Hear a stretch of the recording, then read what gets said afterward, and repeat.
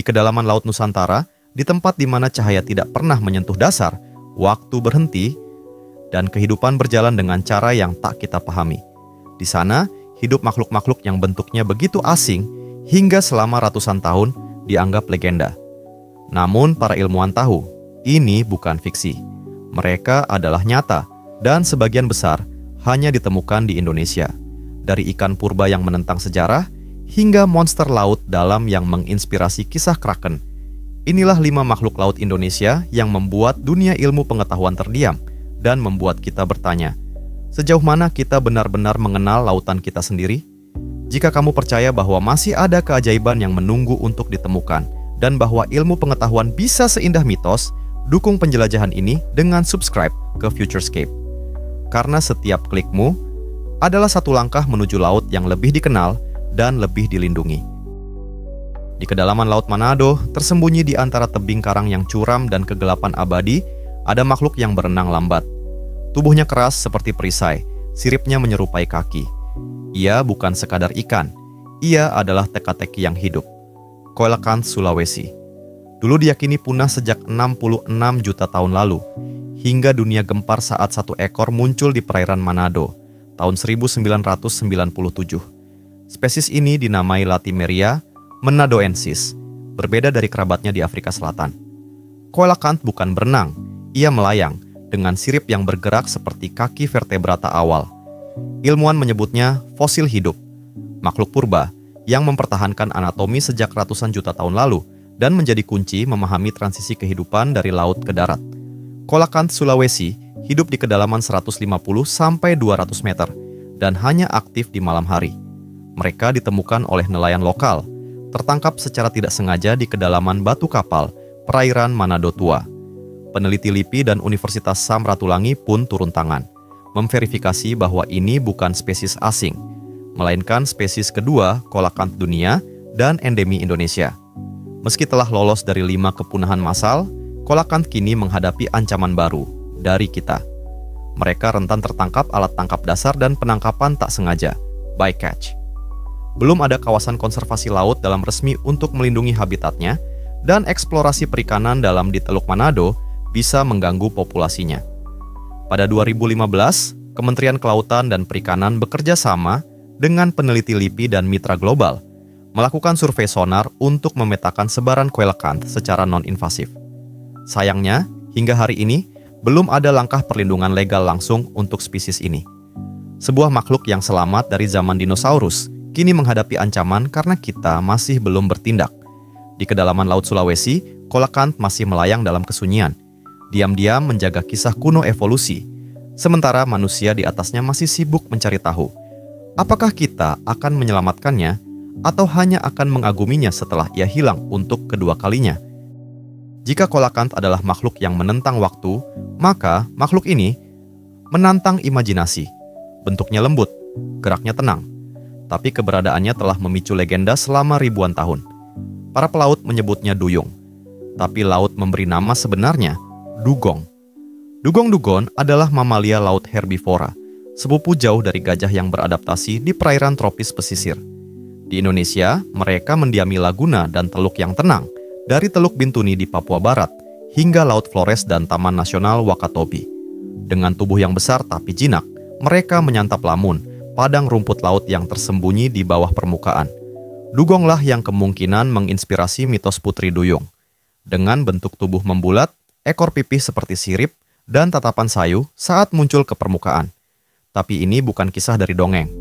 Dugong adalah penjaga ekosistem, menyuburkan lamun, menyeimbangkan rantai makanan laut dangkal, dan memberi ruang hidup bagi ribuan spesies kecil lainnya.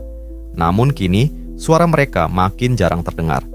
Padang lamun dihancurkan oleh reklamasi, pembangunan pantai, tambang pasir, dan tumpahan limbah. Di Teluk Balikpapan, habitat utama mereka terus menyusut akibat pembangunan industri. Di Halmahera, populasi lokal bahkan sudah tak terpantau selama hampir 1 dekade. Dugong juga sering menjadi korban tabrakan kapal cepat atau terperangkap jaring insang nelayan tradisional, tapi belum semua harapan tenggelam. Di Alor dan Bintuni, LSM seperti YAIKAN, Yayasan Konservasi Alam Nusantara, bekerja sama dengan masyarakat adat untuk memetakan padang lamun secara partisipatif. Di Wakatobi, program pemantauan dugong oleh BPSPL Makassar, KKP, telah melibatkan nelayan sebagai penjaga laut. Mereka bukan hanya saksi, tapi bagian dari solusi. Kampanye edukasi seperti #LamunLestari juga terus digalakkan untuk menyadarkan pentingnya padang lamun sebagai rumah duyung dan pelindung garis pantai. Dugong mengajarkan kita bahwa keajaiban bisa hadir dalam wujud yang sunyi, tidak menakutkan, tidak spektakuler, tapi penting. Dan justru karena itulah mereka rentan diabaikan. Jika kita ingin menjaga cerita tentang duyung tetap hidup, kita harus mulai dari menjaga lamun dan mereka yang berenang di atasnya. Jika dugong mewakili keajaiban yang terlihat, maka makhluk ini adalah rahasia yang bersembunyi. Ia tidak berenang di laguna jernih, ia hidup dalam tekanan, dalam gelap, dalam sunyi. Ia adalah Nautilus. Makhluk yang menyimpan 0,5 miliar tahun sejarah dalam tubuhnya yang melingkar sempurna. Nama lengkapnya Nautilus pompilius, atau dikenal juga sebagai fosil hidup lautan Indo-Pasifik. Mereka masih hidup di perairan Indonesia, terutama di sekitar Sulawesi Utara, Raja Ampat, dan Laut Banda. Nautilus adalah moluska cephalopoda, satu-satunya kerabat cumi dan gurita yang masih membawa rumah keras, cangkang spiral logaritmik yang sempurna secara arsitektur dan matematika. Tapi fungsinya lebih dari sekadar pelindung. Cangkang ini berisi kompartemen udara yang mereka atur untuk naik dan turun seperti kapal selam alami. Tidak seperti gurita yang cerdas atau cumi-cumi yang gesit, Nautilus bergerak lambat, makan sedikit, dan hidup lama. Penelitian menunjukkan mereka bisa hidup lebih dari 20 tahun dengan pertumbuhan lambat dan reproduksi sangat terbatas. Satu generasi bisa butuh belasan tahun. Mereka adalah penjaga waktu, bukan pelari. Dan itu membuat mereka sangat rentan, terutama terhadap satu hal, keserakahan manusia. Di Sulawesi Utara dan Filipina, populasi Nautilus menurun drastis akibat perburuan untuk cangkang. Cangkangnya yang mengilap sering dijual sebagai hiasan, souvenir, bahkan perhiasan mewah. Di beberapa lokasi, lebih dari 80% populasi dewasa hilang hanya dalam 2 dekade, karena mereka diburu sebelum sempat berkembang biak. Dan karena hidup di laut dalam, pemulihannya nyaris mustahil. Sejak 2016, Nautilus masuk dalam CITES Appendix 2, artinya perdagangan internasionalnya harus dikontrol secara ketat. Di Indonesia, KKP bersama mitra konservasi seperti CI Indonesia, Conservation International, telah melakukan kajian sebaran di wilayah perairan Sulawesi dan Maluku. Tahun 2022, Balai Riset Perikanan Laut juga mengusulkan zona perlindungan habitat laut dalam di beberapa lokasi potensial tempat Nautilus pernah tertangkap. Tapi, sampai hari ini, belum ada satupun kawasan perlindungan resmi untuk spesies ini di Indonesia. Mungkin karena ia tak bersuara, mungkin karena ia terlalu dalam. Kita lupa bahwa yang paling diam seringkali paling tua dan paling rentan. Di bawah gelombang Nusantara, Nautilus masih melayang, menyimpan rahasia zaman trilobit hingga manusia. Tapi jika kita tidak menjaganya hari ini, rahasia itu akan tenggelam bersama makhluk yang seharusnya jadi guru peradaban kita. Jika Nautilus menyembunyikan dirinya di dalam spiral kesunyian, maka makhluk ini menyembunyikan diri dengan cara yang lebih ekstrim. Ia menyatu dengan karang. Ia menjadi pasir. Ia menjadi bayangan laut itu sendiri. Tapi jangan tertipu. Karena di balik ketenangannya ada kekuatan predator. Inilah wobegong, si hiu berkarpet dari Indonesia Timur. Nama wobegong berasal dari bahasa aborigin, artinya janggut berjumbai. Dan benar, di sekitar mulutnya tumbuh rumbai-rumbai menyerupai alga dan karang. Orectolobus maculatus, salah satu spesiesnya, ditemukan di perairan Raja Ampat dan perbatasan Papua Nugini. Tubuhnya pendek, pipih, dan bermotif abstrak seperti karpet laut. Mereka bukan pemburu aktif, mereka menunggu, dalam diam, dalam kesabaran sempurna. Wobegong bisa berdiam berjam-jam tanpa bergerak, sampai seekor ikan kecil lewat terlalu dekat. Dalam sekejap, rahangnya menyergap cepat, sunyi, tanpa sisa. Mereka bukan hanya penyamar ulung, tapi juga pembunuh yang nyaris tak terlihat. Meski jarang dibicarakan, populasi wobegong di beberapa kawasan Indonesia sudah mulai menurun. Di Papua Barat, laporan nelayan tradisional menyebut mereka semakin sulit ditemui dalam 10 tahun terakhir. Penyebabnya bagi wobegong dan predator besar lainnya untuk pulih.